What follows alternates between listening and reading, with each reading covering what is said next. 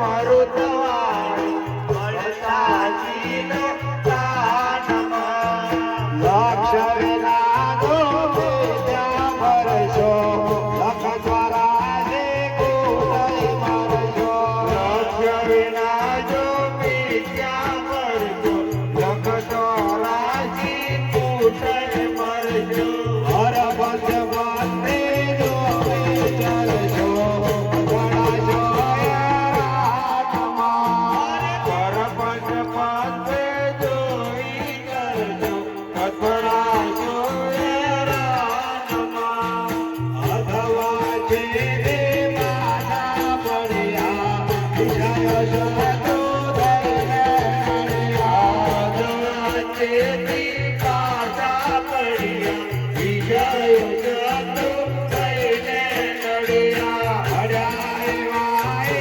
કોયા દળ્યા હોવાયા બેવાનમાં પડ્યા વાએ કોયા દળ્યા હોવાયા બેવાનમાં હળ ભરના કાય સામે સમજો માર કરો કે નહીં રમજો હળ છોડ નાશ કાય સામે સમજો બાળ કરું કે થઈને રમજો ઇન્દ્રિયોનો દબાણ કરજો એવો બ્રહ્મ જ્ઞાનમાં ઇન્દ્રિયોનો દબાણ કરજો એવું છે બ્રહ્મ જ્ઞાનમાં અરે શાળા હોય તો સમજે સદગુરુને જાનમાં અરે શાળા હોય તો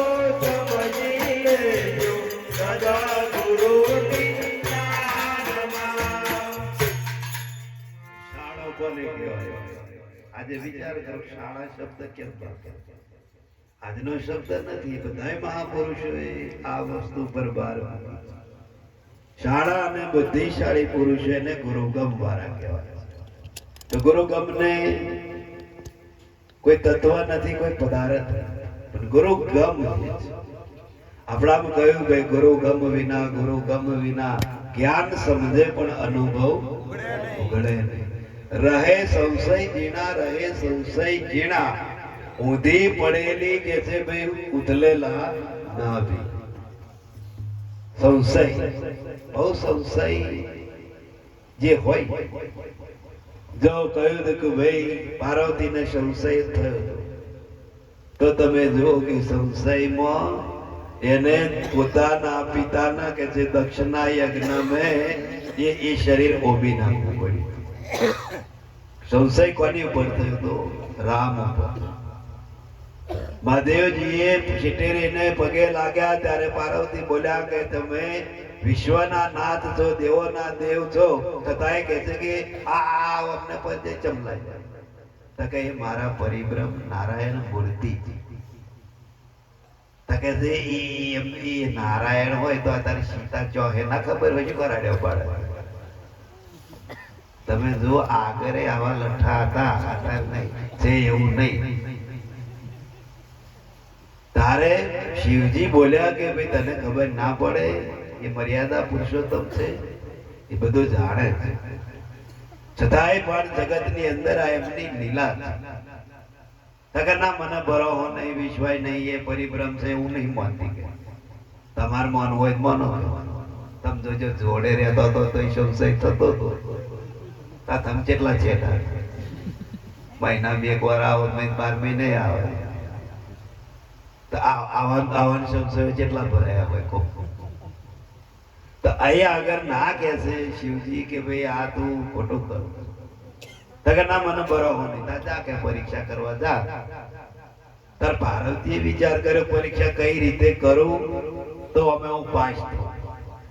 તો કે લાઈ ના તાર સીતાન તો ખોર જ છે ને, તો સીતા જ બની જાવ. તમે જોજો આ જ્ઞાન કઈ એમને ફાટતું નહીં. સંશય આત્મા વિનાશતી બાજી બગડી ગઈ. સંશયમાં સળગેલા પ્રાણીની જિંદગી કઠિન.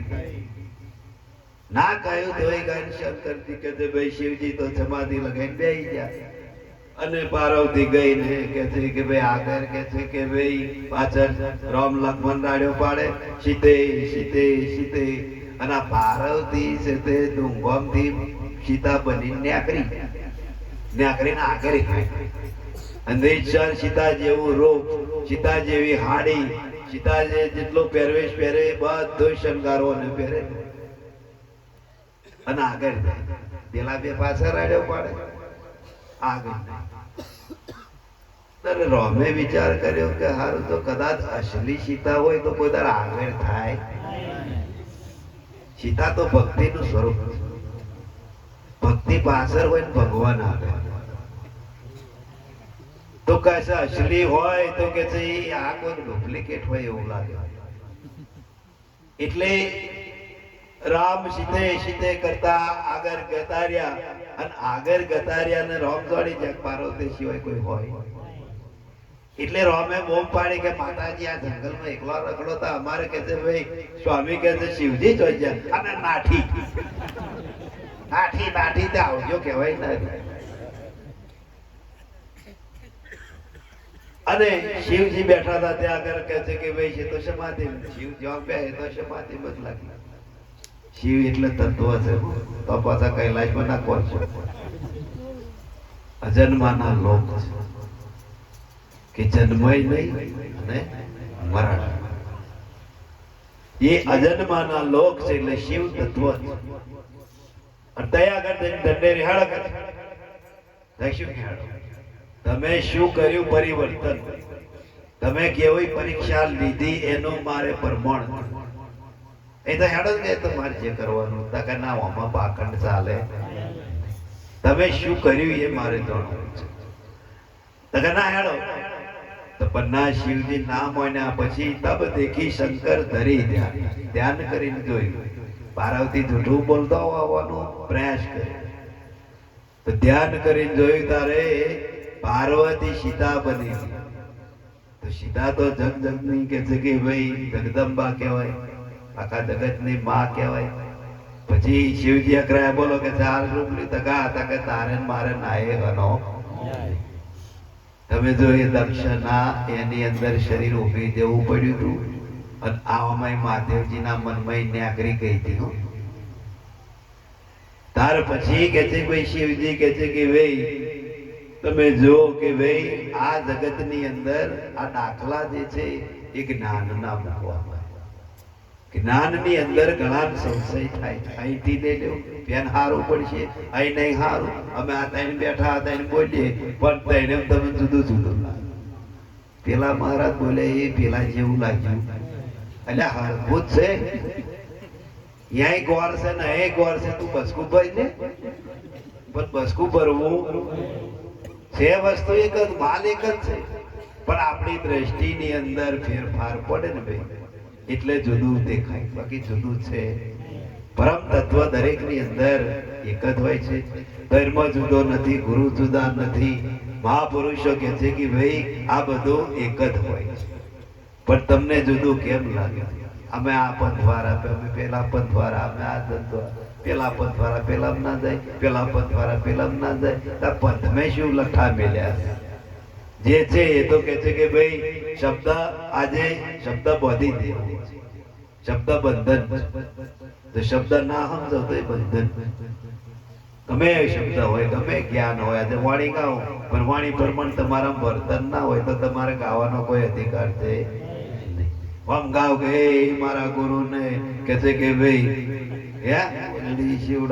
નાનું બે કરું તું બે કોઈ દર પ્લાસ્ટિક નો લાયેલા તે તો હું તો કોનાના કલર હું તો શું કરતો ખાલ રે કે છે કઢાઈ ને કે છે એની મોજડી બનાવો અને એની ઉપર કે છે સોનેરી રંગ પુરાવો તું આટલું બધું શું આ બજારમાં હાવા લોકો મંગળવારી મળે જ છે 50 રૂપિયાનો બહુ થઈ જાય મહારાજ ને મળ્યા ના વાગે એવું જ જોવે પણ એટલું બધું ગાવાની કોઈ ગાયા પ્રમાણ આપણે રહેવું વાણી પ્રમાણ સંતો કે છે વર્તન હોવું વાણી પ્રમાણ જો વર્તન ના હોય તો એ ગાવાનો કોઈ મતલબ મહારાજ એવું નહીં કહેતા કે ભાઈ આ રીતે પણ આપણો ભાવ જે છે ગુરુ પ્રત્યેનો જે ભાવ છે, ગુરુ પ્રત્યેનો જે પ્રેમ છે, ગુરુ પ્રત્યેનો જે આપણી પર ઉપકાર કર્યો હોય એનાથી કે છે ભાઈ 4 ગણો આપણે એની વચન ઉપર રહેવું અને એ જ ગુરુનું ઋણ ઉતારી છે. ઉપદેશો કરવા આવે છે. છોકરો મોટો કરી આપણે નહીં કરતા, લાલ્યા મોટા કરી તો ભાઈ આપણો ગયડા થઈ ખાટલામાંથી ના ઉઠાય તો કે છે ભાઈ લોટો પાણી આલે, દવા આલે, ખાવાની થારી આલે, એટલા હાથ પછી એ હોય ઓરમનજી થાય ને આપણે પછી એ થઈ એ ચાલે? એ છોકરો કહેવાય પછી એ દશમન કહેવાય. તો મહાપુરુષો આજે ઉપદેશ આલે છે એનું કારણ એક જ કે આ જગ્યાઓને કાયમને માટે તપાવવા, આ પરંપરા આપણી બંધ ના થાય. આમાંથી વધારને એક આત્મા જો જાગી જાય ને તો એ મહાપુરુષોનું મહેનત સફળ થાય. એટલા માટે સુખી તો થવાના, સારા માર્ગે વરીશું એટલે સુખી થવાના. નહીં દેવોના દાડીઓમાં જ ગાલવા પડે, નહીં માતાઓના દાડીઓમાં જ ગાલવા પડે. મહાપુરુષોના હારા માર્ગે તમે વરશો, હારા વિચાર કરશો તો કોઈ તમારે નારિયેલ ફોડવાની જરૂર પડશે. ગુરુ કૃપા હી કેવલમ મોક્ષ. ગુરુની કૃપા એવી કે ભલે ગુરુ મહારાજ તમારાથી 1000 માઇલ છેટા હોય પણ તમારા હૃદયની અંદર જો ગુરુ ભાવ હોય તો તઈથી કૃપા થાય ને. હા, એ ઓનલાઈન છે, ખબર પડે એમ પડે કે મોબાઈલમાં ઓનલાઈન થી આવે એવું નહીં, પણ આપણે ઓનલાઈન જેવા થવું પડે ને. આપણે ઓનલાઈન જેવા થવું પડે. આ તો કઈ મહારાજ ક્યાં છે લેતા મહારાજ ની તો ટોટીઓ તો નારો દે તાર કૃપા થવાની નહીં. વચન ને પારો, ગુરુના શબ્દ ઉપર રહો. જો ના પરાય તમારે અમે એના ગુલામ. આગળ થયેલો કોમો છે ભાઈ, નહીં થાય એવું નહીં. આ તો સાક્ષાત મળ્યા તો પેલો એકલવ્ય હતો તે દ્રોણ ગુરુની મૂર્તિ બનાવીને વિદ્યા ભણ્યો, એને કાઢી મેળ્યો કગે અલકટ જાતિ પણ તો એ વિદ્યા જેવી ભણ્યો, મૂર્તિ હતી. લ્યો અર્જુન કરતો આગળ નીકળી. વિચાર કરો, દ્રોણ ગુરુને ખબર પડી ગઈ કે જો આ કે છે જો રહેશે તો અર્જુન ને કે છે કે ભાઈ પાછો પાડી. તો એક વખત કે છે કે ભાઈ એને ધ્યાન કરતો હતો, વિદ્યા ભણતો હતો અને આ અમનો જ કે છે કે ભાઈ એક કૂતરું કે છે કે ભાઈ આગળ જતું ભજ ભજ ભજ ભજ કરતું. તે પેલો એકલવ્ય કે આ મારા ધ્યાનમાં કે છે વિક્ષેપ પાડે એટલે ઓને મોણ ચડાવે. મોણા મેં એવું માર્યું, નીચે હી એવું માર્યું, આડું એવું માર્યું, લોહી જ નાખ્યા, કૂતરાનું મોઢું જ બંધ કર્યું. આ કે છે દ્રોણ ગુરુએ જોયું કે આવી વિદ્યા મેં કોઈને ભણાવી નથી. તરત જ દ્રોણ ગુરુ કે છે ભાઈ પગલે ચડ્યા અને આવ્યો તો જંગલની અંદર મૂર્તિ બનાવીને વિદ્યા ભણતો અને એને કહ્યું કે ભાઈ આ વિદ્યા કઈથી લાવ્યો? તો કઈથી લાવ્યો નથી. તમે દ્રોણ ગુરુ છો પણ મને બેહાડ્યો નહીં વિદ્યા, પણ તમારી મૂર્તિ કે છે મૂકીને કે છે હું કેટલો વિશ્વાસ. મૂર્તિ અત્યારે જાગતા છે તો બરો હશે ના. હમણાં અમાર માથે મોર મુગટ પિત્તંબર ને બાલા ત્રિશુળ હોય તો જતા જેટલા પૈસા લાગે, પણ અમારે કઈ કશું એવું સાધન એટલી ઓળખે પેલા ઘોડાવાળાનું ઓળખે, બાલાવાળાનું ઓળખે. હે મારા રમા બે 12 વીકના ધણી નોમ ને ત્યાં વિચાર કરું ભાઈ રામદેવ જે છે, રામદેવ જે થયા ને આધ્યાત્મિક એમને કશા આવા ખેલ કર્યા એ તો પર બધું પાઠ ને ઠાઠ કર્યું છે. અમારા હારા 1.5 કિલો ઘી બારી મળ્યું એવો ખાઈને પેટ બારી મળ્યું. તું ખાત 10 વર્ષમાં વહેલો જીવું કરી કે રાડીમાં હમા થાય એવું કહ્યું જ નહીં. આધ્યાત્મિક કહ્યું કે ભાઈ જ્યોત્યો જાગી ભ્રાંતિ ભાગી. મહાપુરુષો કહે છે ભાઈ જ્યોત એટલે જ્ઞાન. જ્યોતનો અર્થ જ્ઞાન થાય, હા ભડકા કરે જ્યોત નહીં. એ તો એક મહાપુરુષો કહે છે આપણો ભાવ. એક આત્માનું આકીને બાંધવા માટે, બાકી આ કશું નથી. પણ જ્યોત એટલે પહેલા એ કહ્યું ભાઈ જ્યોત છે, જ્યોત જલા કે ચલો પ્રેમ કી ગંગા ભાગે, રાગ में जो आवे दिन दुखी सबको मिला के चलो. આ પહેલાનું ગીત. આ બાર જોતો હળગાવે છે, ભડકા કરી શું થવાનું? ના થાય કશું હો તો બ્રહ્મ રહ્યા. આ ભડકો થશે તો જ બીજા ભડકા હોમાં થશે, બાકી આ ઓલવાઈ ગયો એટલે પતિ પિક્ચર પૂરતું. જોદાસ મહારાજે કહ્યું કે એક જ્યોતમાંથી અનેક જ્યોતિ પ્રેમથી પ્રગટ થઈ વિશાળ ઘરનું સ્થાન જોઈને લાઈટ જ આપતી ગઈ. એક જ્યોત હરગે એટલે બધે કે એમાંથી જેટલી હરગાવી હોય એટલી હરગે. આ જ્યોત પેલી જ્યોત, એ જ્યોત એટલે એક પ્રેમ છે, એક ભાવ છે. કરતા હોય એનો વાંધો નહીં. હું અમે એવું નહીં કે પાઠ બંધ કરી દેજે, પણ મહાપુરુષો જે કે છે એ જુદું છે, બહાર જે ખતવે છે એ જુદું છે. કારણ કે એ પટના પાઠ છે, ઘટના પાઠ નથી. ઘટના પાઠ ગુરુ પુરાવો અને પટની અંદર જે પાઠ પુરાય છે એ જ્યોત જે છે એને મહાપુરુષો કે છે કે ભાઈ એક આત્માનું આકેટ છે, શ્રદ્ધાનો વિષય છે. અને શ્રદ્ધાનો વિષય એટલે જ્યોતને પગે લાગે છે. જ્યોતિ સ્વરૂપ આપણું પણ છે. આપણું સ્વરૂપ કશાયમાં આવે એવું છે નહીં. સતચિત ને આનંદ એટલે કે છે કે સત ચિત અને આનંદ. તો એ આનંદ રૂપ કશાયમાં આવતું નથી, એટલે એને સચ્ચિદાનંદ સ્વરૂપ કહ્યું છે. અને સચ્ચિદાનંદ સ્વરૂપને ઓળખવા માટે કે આ રૂપને ભૂલવું પડે, આ થોલ દેહના વ્યવહારો છોડવા પડે છે, આ દેહના બંધનો તોડવા પડે છે, આવરણોમાંથી મુક્ત થવું પડે છે. કાચબો જેમ પોતાનો અંગ સંકોચે અને એને કોઈ ભય રહેતો નથી, એમ પોતાના જ અંગો સંકોચવાના છે, પોતાની ઇન્દ્રિયો સંકોચવાની છે. કોઈ બહાર કશું સંકોચવાની જરૂર નથી. માટે કરીને જીવનની અંદર મહાપુરુષો કે છે ભાઈ જાગતા રહો. જાગવાનો જમાનો છે, ઊંઘવાનો જમાનો ગયો.